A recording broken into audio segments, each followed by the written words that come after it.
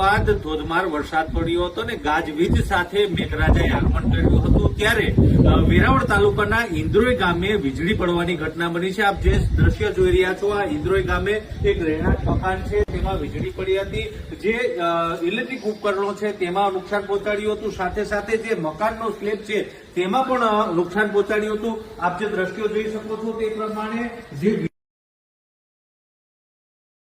વીજળી પડી તેના કારણે આ મકાનનો જે સ્લેબ છે તે સ્લેબમાં ગાબડું પડી ગયું છે।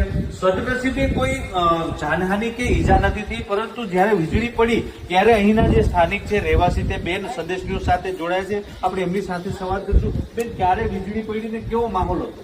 સવા 3 વાગે શું થયું? એટલે આમ બહુ જ નહીં, આમ બધી થઈ ગઈ, કડક હતું।